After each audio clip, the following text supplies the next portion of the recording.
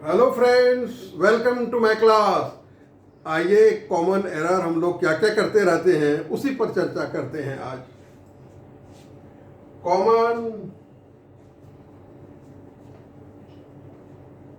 Errors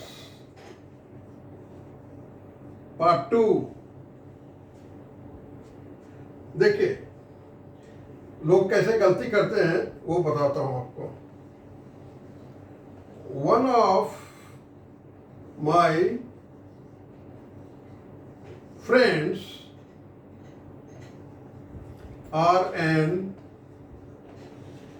engineer. वो धोखा क्या करते हैं, फ्रेंड्स प्लुरल हो गया तो यहां फ्रेंड्स देख के वो बोलते हैं are. One of my friends are, और आगे कहते हैं एन इंजीनियर। अब देखिए आप, यहां है one of my friends, friends में से एक। तो क्या होगा, यहां आर नहीं होगा, क्या होगा, इज एन इंजीनियर। अब धुआंधार बोलने वाले को ये पता ही नहीं चलता कि वो गलती क्या कर रहे हैं। हम लोग सोचते हैं कि बहुत फ्लुएंट इंग्लिश बोल रहा है, भाई बोले जा रहा है बोले जा रहा है बोले जा रहा है। जो बहुत तेज बोलता है उसको बहुत कॉशस रहना चाहिए, केयरफुल रहना चाहिए। लेकिन कितनी गलतियां कर जाते हैं ये आप भी पकड़ नहीं पाएंगे उसको।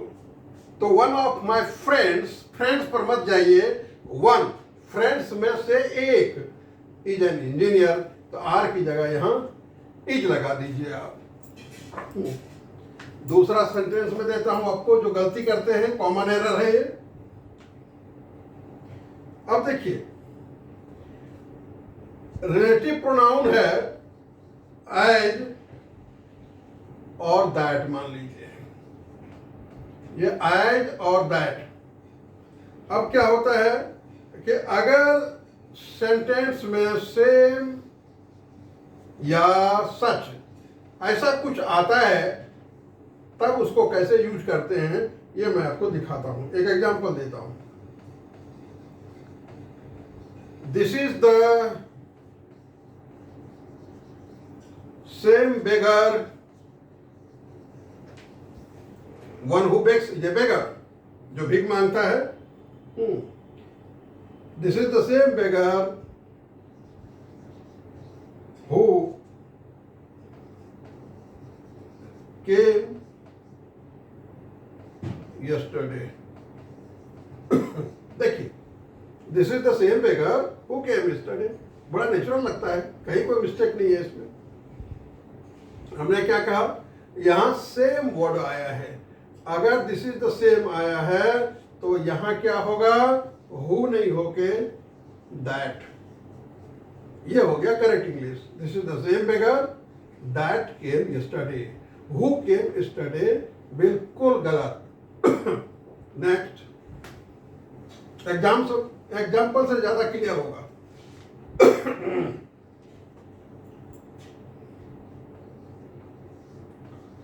माई problem is the same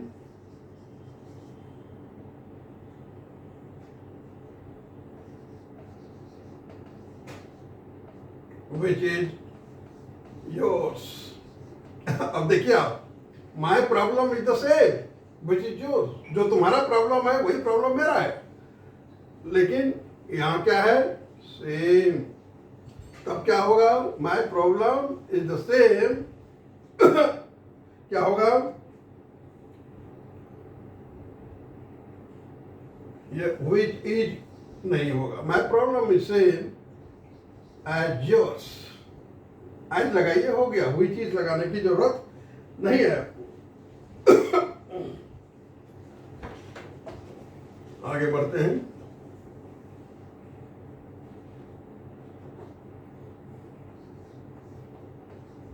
it is not such a good book which I expected. It is not such a good book which I expected. अब देखिए आप, ये स्ट्रक्चर ही गलत है इसका. It is not such a, यहां सच आ गया है, it is not such a good book which I expect. इसको आप ये कह सकते हैं, it is not as good a book as I expected. एक तो ये हो गया आपका, it is not as good a book as I expected. यह करेक्ट हुआ, यह इनकरेक्ट हो गया. क्योंकि यहां सच लगा हुआ है, तो it is not as good a book as I expected. इसको और दूसरे तरह से भी हम लिख सकते हैं. क्या कह सकते हैं? The book is not as good as I expected. ये बेटर थोड़ा होगा. अब देखिए आप, अब और गलती क्या करते हैं लोग? It is a 10 miles walk. Miles का नाम सुना होगा आपने. ये किलोमीटर से थोड़ा सा बड़ा होता है. आप क्या जानते हैं? 8 किलोमीटर, रिलेशन बता रहा हूं, इज इक्वल टू होता है 5 माइल्स. लंदन में एफपीएस सिस्टम है, तो एफपीएस सिस्टम जो मेजरमेंट का होता है, वहाँ फुट होता है, प्लूरल में फीट होता है, इंच होता है, यार्ड होता है. ये सारा एफपीएस सिस्टम का चीज है. और वहीं होता है लेंथ नापने के लिए माइल. तो अब एसआई सिस्टम जब आया तो 8 kilometre is equal to 5 mile. अब यहाँ क्या है ब्रेन में? It is a 10 miles walk. तो ये 10 देख करके वो माइल्स लगाते हैं. ठीक है, तो माइल इज ए लेंथ और यूनिट ऑफ लेंथ. तब क्या कहेंगे? 10 माइल्स नहीं, 10 माइल. ये नहीं, प्लूरल नहीं होगा, ये 10 है. 10 माइल एक सेट है, तो 10 माइल्स बोलना गलत है. 10 रुपी नोट, 10 रुपीस नोट नहीं बोलता है कभी. आगे बढ़ते हैं. It is a 4 man plural committee. जरा स्पेलिंग देखिएगा, COMMITT. क्या पढ़ते हैं इसको? COMMITTE. ये दोनों कॉन्सोनेंट है, ये भी कॉन्सोनेंट है, ये वावेल है. तो पढ़ने का स्टाइल क्या है इसका? COMMITTE. It is a 4 man committee. गलत. यहां मैन प्लूरल नहीं, यहां 4 मैन. ये सही है और ये गलत है, प्लूरल नहीं होगा. ये छोटी छोटी बात है, लेकिन आप जब लिखते हैं तो फिर पकड़ा जाते हैं आप. उसी तरह बोलिए आप, it is a 2 hours journey. It is a 2 hours journey नहीं, 2 hours नहीं, ये इसको काटिए, 2 hour जर्नी. बस ये करेक्ट हो गया आपका.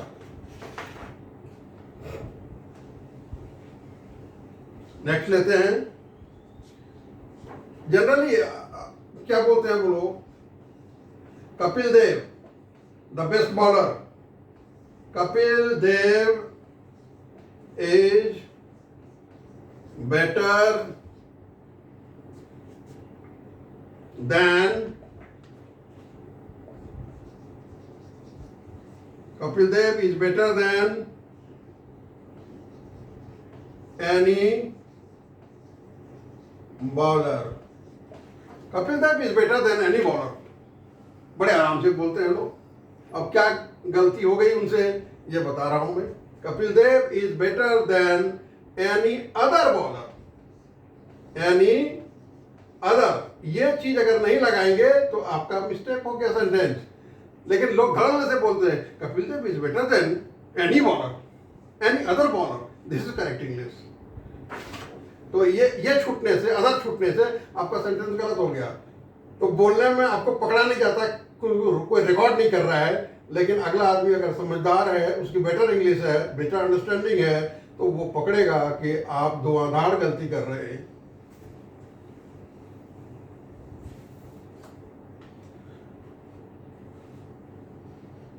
अब देखिए और एक इंटरेस्टिंग बात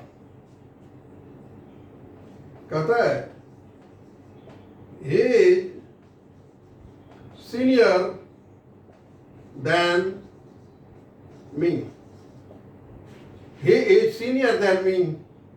आपको बताऊं कि सीनियर इंग्लिश वर्ड नहीं है, senior, junior, inferior, prior, superior, ये सब इंग्लिश वर्ड नहीं है भाई साहब। और ये ऑलरेडी कंपैरेटिव डिग्री में है, ये ऑलरेडी कंपैरेटिव डिग्री में है। तो he is senior than me नहीं हो करके क्या होगा, he is senior to me, he is junior to me, he is inferior to me, he is superior to me, ऐसे होता है। ये लैटिन वर्ड्स हैं सारे, और ये सेंस दे रहा है कंपैरेटिव डिग्री का, इसीलिए इसमें देन नहीं लगता है, और इसमें भी लोग गलतियां करते हैं, आप ये ध्यान रखें। बहुत इंग्लिश इंप्रूव कर जाएगी इससे आपकी। अब और देखिए लोग जो गलती करते हैं, क्या करते हैं, इट इज द मोस्ट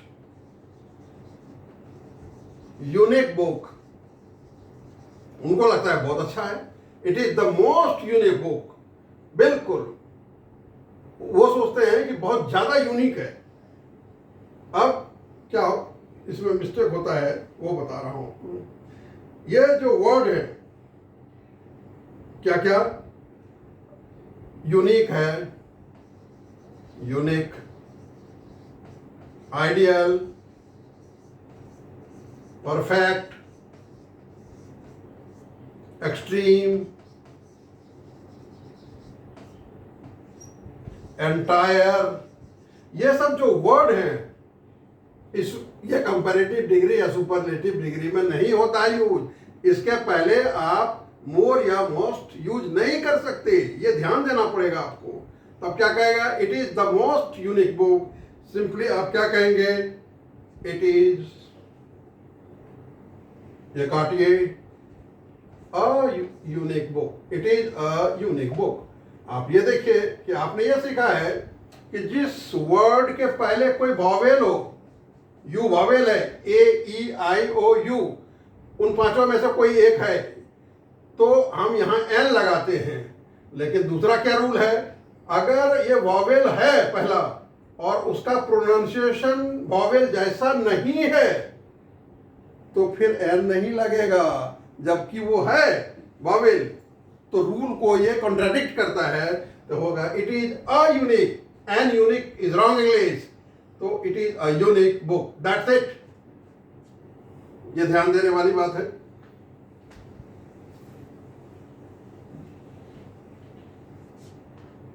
तो आपने देखा कि इन चीजों में मोर और मोस्ट लगाने की आपको जरूरत नहीं है। जैसे आप बोलते हैं, it is the most perfect answer, it is the most perfect answer, यहां मोस्ट लगाने की जरूरत ही नहीं है। तब क्या कहेंगे, it is the perfect answer, it is the perfect answer, that's it. इस तरह आप सीखते जाइए और मैं आपको सिखाता जाऊंगा। God bless you, lots of love to you all friends.